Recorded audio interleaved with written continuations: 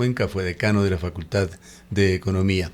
Economista Mendieta, bienvenido. Quisiéramos conocer su punto de vista sobre cómo se van delineando las políticas económicas de los dos potenciales gobernantes de Ecuador, el candidato de ADN, la candidata de la Revolución Ciudadana, con todo lo que se ha dicho en la precampaña, en el debate y en esta semana de post-debate. Muy buenos días, Gustavo, muy buenos días, Rosana, quienes nos siguen en este medio de comunicación. Bueno, yo podría decir que, digamos que estamos viendo, a pesar de que existen estas señales, estas informaciones de por dónde podría ir el manejo económico en el caso del Ecuador, pero yo creo que más bien lo que demuestra eso es que los candidatos están viendo que las salidas o las, digamos así, alternativas que tiene el Ecuador en este momento y sobre todo desde la economía pública, desde las finanzas públicas, son muy reducidas y al mismo tiempo muy complejas. Y de cara a lo que se puede venir, porque claro, hay condiciones que en el año 2025, 2026 y posteriores, pues el Ecuador tiene que cumplir cuanto a pago de deuda renegociada de años anteriores, pues obviamente esto les está poniendo en circunstancias muy complicadas y quizás, ¿no es cierto?, se están adelantando el momento en que hacen estos anuncios del uso de reservas internacionales, etcétera, porque también hay que tomar en consideración, Gustavo, que las opciones también se han ido reduciendo toda vez que ya hay, por ejemplo, un aumento en el IVA, que ya ha habido, por ejemplo, una reducción en los subsidios, entonces las alternativas que quedan son muy escasas. Economista Mendieta, muy buenos días. Pues uno de los temas que ha salido a debate profundo en estos días es el de la dolarización. Si se desdolariza o no se desdolariza, cuáles son las posibilidades reales de avanzar en un proceso de esta naturaleza o, en su defecto, la presencia o la aprobación de que exista una moneda paralela, lo que se ha denominado como los ecuadólares. En algún momento ya hubo una experiencia similar aquí en el país sobre un monto de moneda digital o moneda virtual que podía sumarse a la cuenta personal que uno podía tener y con eso hacer transacciones en algunos lugares, o sobre todo pagos en el mismo sector público. Pero ¿cómo ve usted esto en la actual coyuntura económica del país? ¿Cuáles son las posibilidades y cuáles serían sus efectos? Bueno, yo creo que el anuncio de una posible salida de la dolarización es completamente desafortunada, venga de donde venga, porque es quizás el único activo desde el punto de vista económico que en este momento cuenta el Ecuador y que nos ha generado al menos un grado de certidumbre en lo que tiene que ver con los movimientos económicos, inversión, consumo, etc. Sin embargo, yo creo que ahí se tiene que distinguir dos cosas. Una es si es que lo que se está hablando es el manejo digital del dólar, que eso es otra cosa, es decir, es profundizar, por ejemplo, el uso de mecanismos a través de los cuales con el dinero en las cuentas de ahorro o en las cuentas corrientes se pueda facilitar el intercambio de bienes y servicios. Eso es una cosa. Y si es que por ahí va la situación, pues está bien. Así tenemos que avanzar porque cada vez tenemos que ser menos dependientes del uso de dinero efectivo. Pero otra cosa es que la moneda de uso legal, la moneda de reserva de valor, sea el dólar y que se quiera sustituir con otra. Eso ya es muy grave para la economía, pero repito, al ser un activo tan valioso este momento, pues yo no le veo ninguna condición para que eso se dé. Ahora, lo que sí estoy de acuerdo, por ejemplo, con las declaraciones que hiciera el gerente del Banco Central, es que la dolarización per se, y eso lo sabíamos hace 25 años cuando se discutía este tema, per se no genera soluciones a la economía del Ecuador, como lo hemos visto. ¿Por qué razón? Porque no se han prestado las otras condiciones que tenían que darse. Primero, un déficit fiscal completamente controlado o cuentas fiscales controladas. Segundo, la dolarización lo que necesita son dólares. Entonces, para eso había que activar sobre todo los niveles de competitividad del Ecuador, pero esa competitividad que ya no la íbamos a tener, ¿no es cierto? Y que ya no la tenemos vía devaluación de moneda, sino tenía que ser una competitividad con una reducción de costos, menos costos en energía eléctrica, inversión en conectividad, conectividad física, conectividad digital. Necesitábamos también actualizar nuestras leyes laborales y sobre todo, ¿no es cierto?, invertir en investigación y desarrollo a través de, por ejemplo, las universidades. Con respecto a la Reserva Internacional, ¿qué alcances, qué límites debería tener un gobernante con respecto a este delicado tema? Y también añadiendo a lo que dice Gustavo Rodrigo es cuáles serían los efectos del uso de la Reserva Internacional en la dolarización y la economía del país.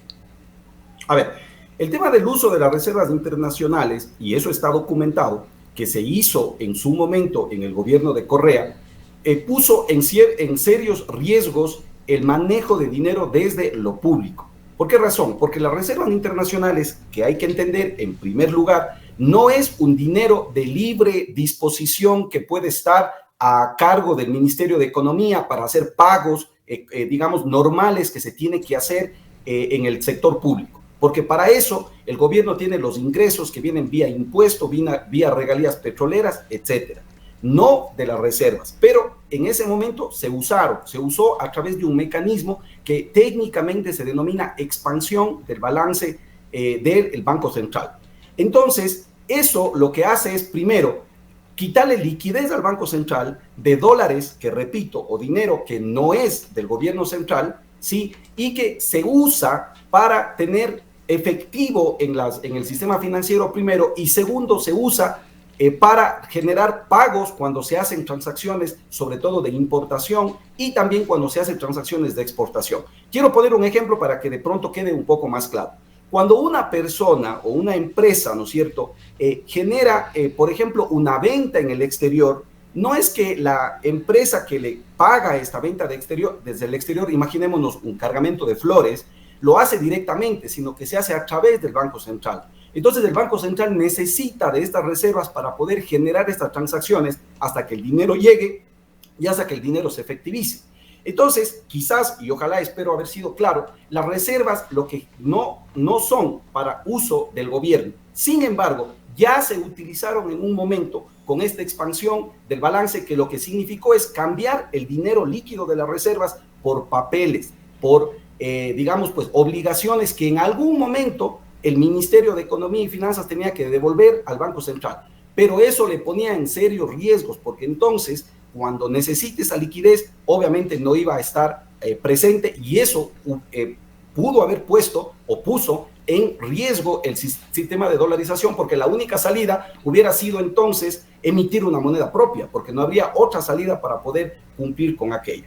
Ahora, el hecho de decir que se van a utilizar las reservas, o que más bien puede ser que las reservas en algún momento por sus niveles, por ejemplo, revisando los datos, actualmente las reservas están alrededor de 8,000 millones de dólares, y que vamos a ponernos en un contexto de que el gobierno tenga una urgencia, por ejemplo, un tema climático, por ejemplo, una cuestión como ya vivimos el terremoto en el año 2016, es decir, algo urgente que necesite liquidez, pero que al mismo tiempo se tenga claro cómo se va a devolver y en qué tiempo, quizás pueda entonces tenerse un mecanismo de uso de reservas, que además está prohibido en el Código Monetario Financiero hacer estas expansiones del balance, técnicamente del balance central.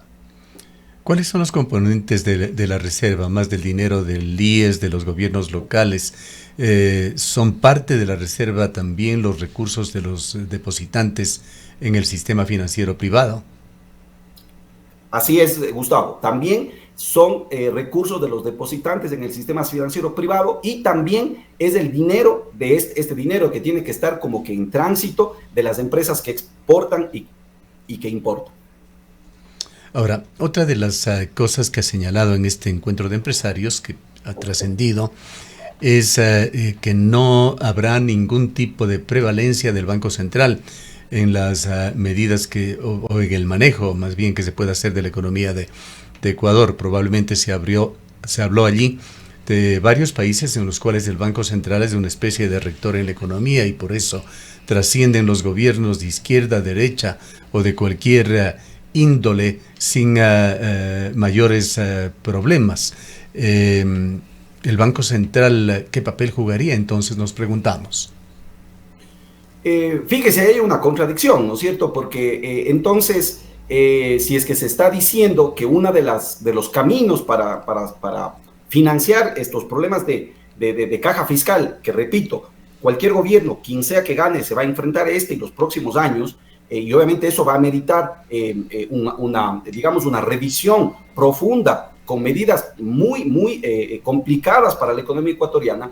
Entonces, tomar dinero de las reservas que maneja el Banco Central y al mismo tiempo decir que de pronto el Banco Central o cuestionar su rol, pues yo creo que ahí hay una contradicción. Lo que sí es importante advertir que los bancos centrales tienen una razón de ser cuando tenemos una moneda propia. Eso sí es claro. ¿Por qué? Porque los bancos centrales velan en su momento, no sé, en su momento, yo diría de la década de los 80 y de los 90, tuvieron que velar mucho porque el manejo de la política monetaria no lleve a inflación o reduzca las inflaciones que se vivieron en América Latina en ese entonces.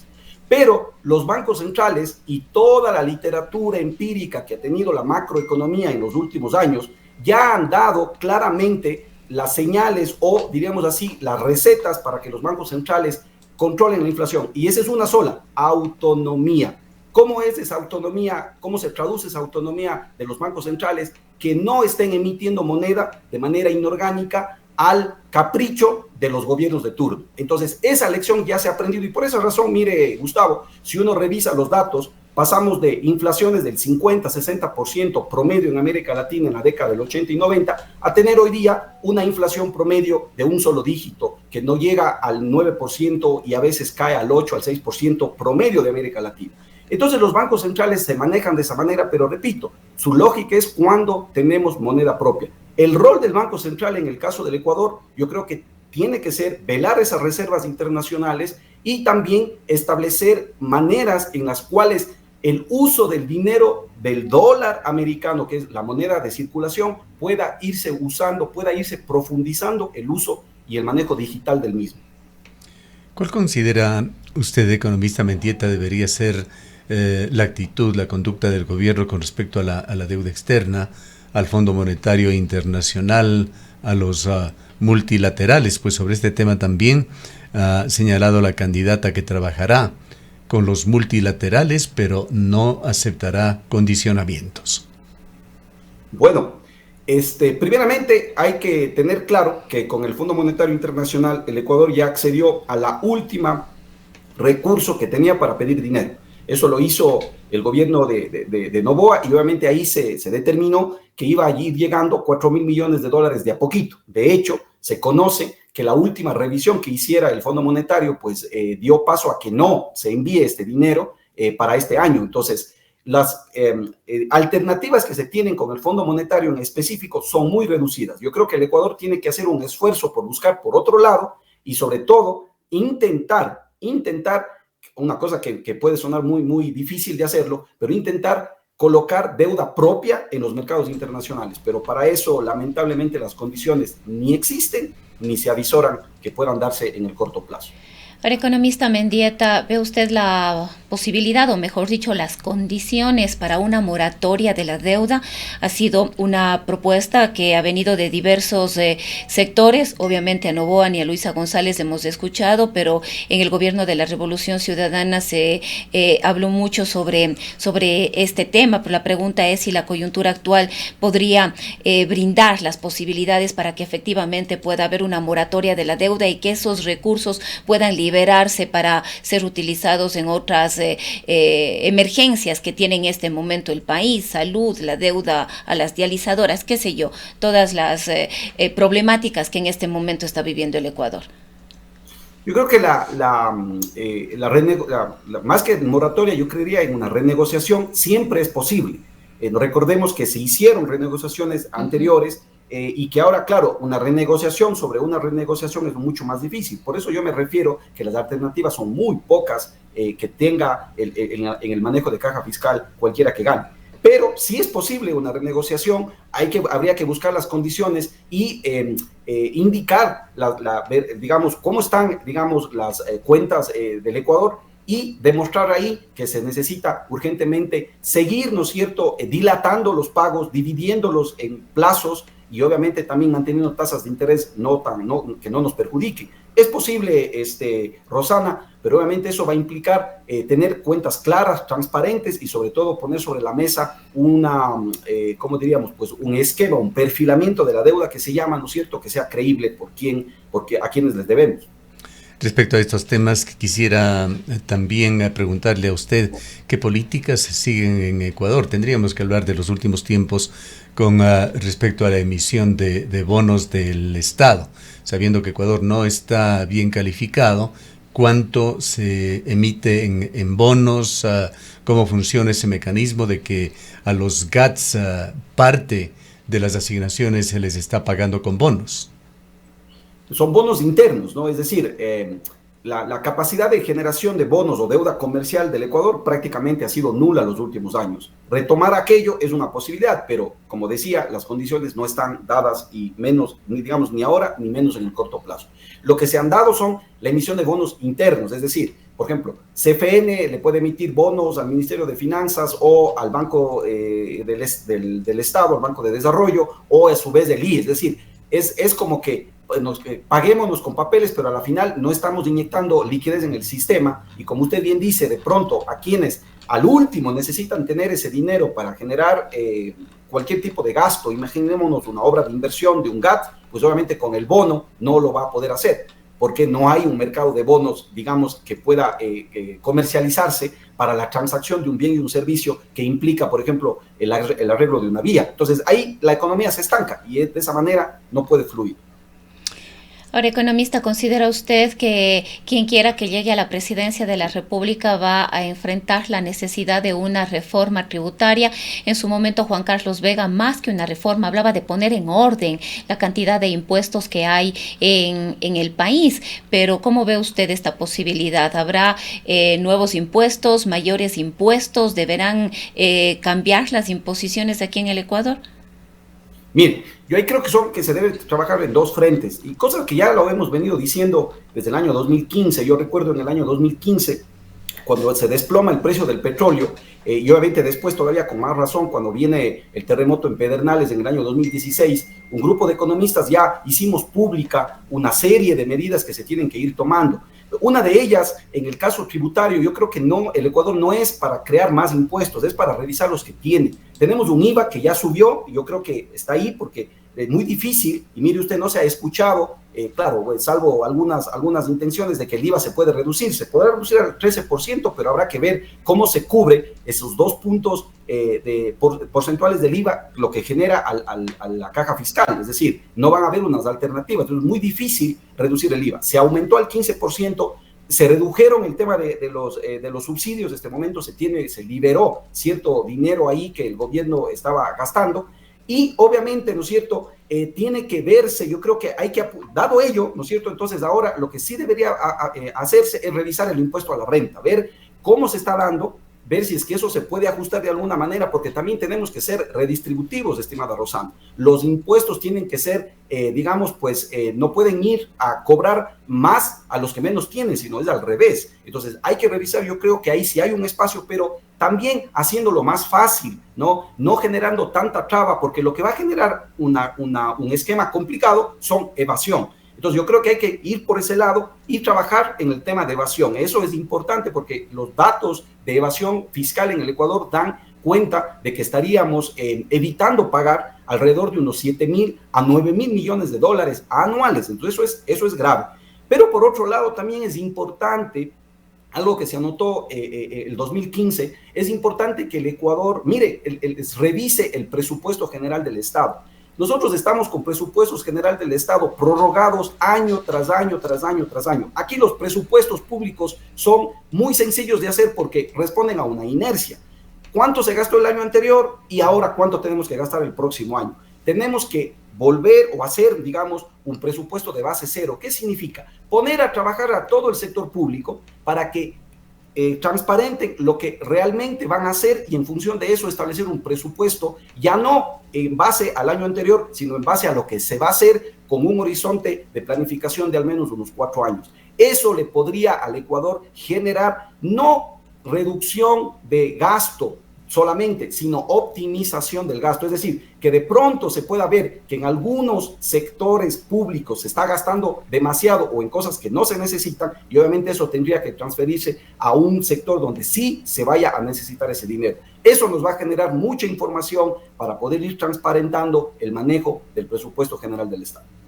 Quisiera insistir en el tema de los bonos, economista Mendieta, que se está pagando parcialmente a los GATS, pero también a los proveedores privados del Estado. Conocemos que es información fresca del día de ayer, que se está proponiendo el pago de hasta 30% de valores vencidos para proveedores del Estado del sector privado.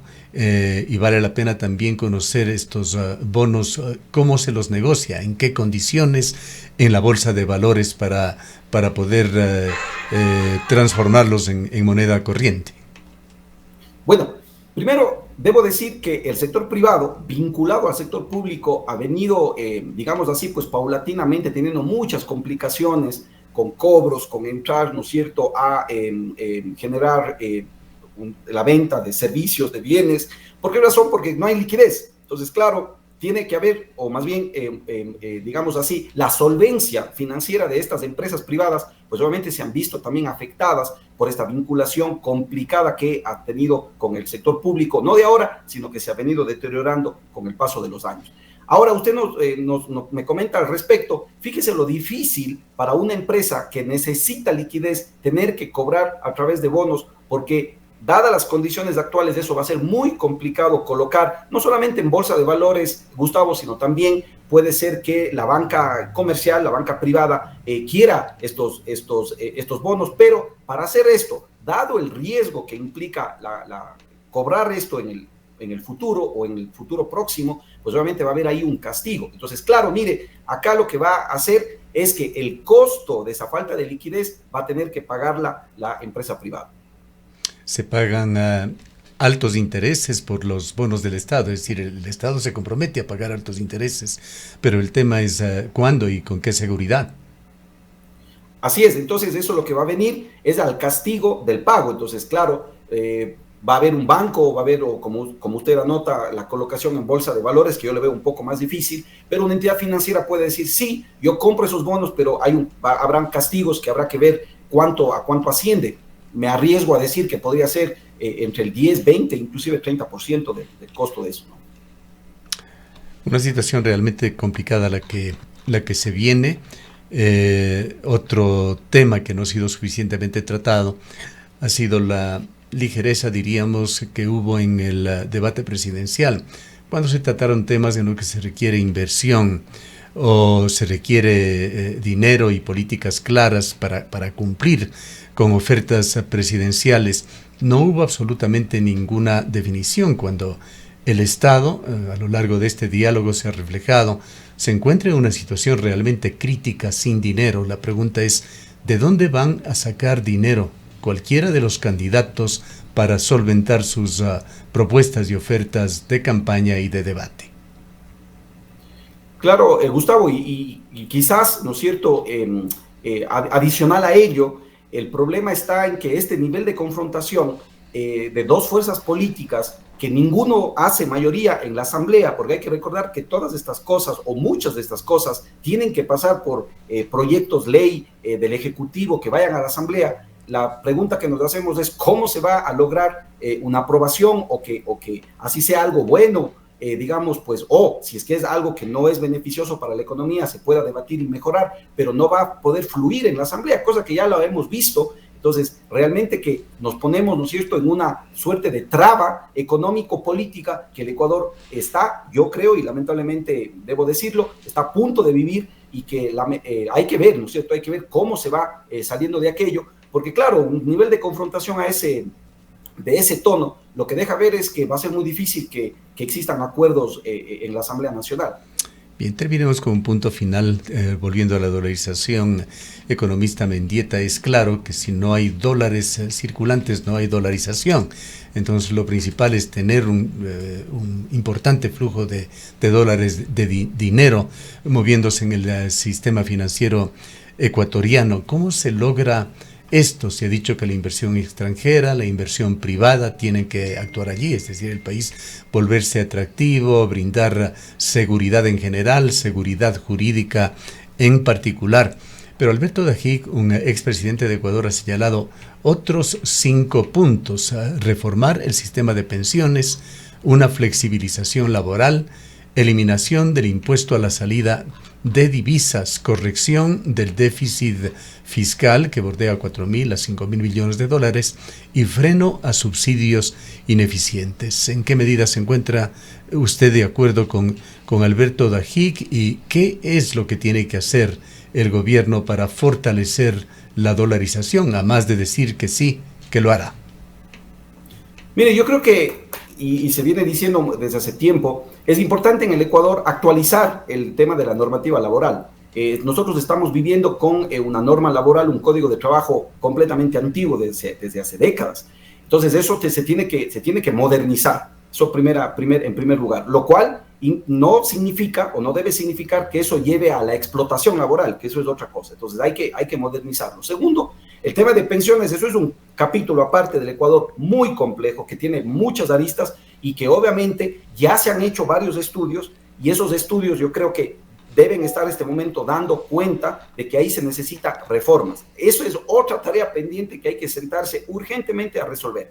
Yo creo que hasta ahí con el economista Dajik, pero luego después yo creo que a veces a los economistas se nos olvida el hecho de que no se puede en la economía resolver solo un problema porque existen otros problemas. Entonces, por ejemplo, el caso de el déficit fiscal, el caso de la falta de financiamiento público, que no se va a resolver digamos, en el corto plazo. Es decir, no es que solamente porque vamos a decir que vamos a hacer una reforma tributaria o de la noche a la mañana no se va a bajar el tema de la evasión, o de la noche a la mañana va a ser muy difícil a un sector público tan inercial querer a que trabajemos en presupuestos de base cero, es decir, comenzar de nuevo a presupuestar. Yo creo que eso no es muy difícil. Entonces, imagínense reducir el ISD. La pregunta es, ¿cómo se van a compensar esos 800 millones de dólares que le están ingresando a la caja fiscal anualmente de ese impuesto? Yo creo que es muy complicado.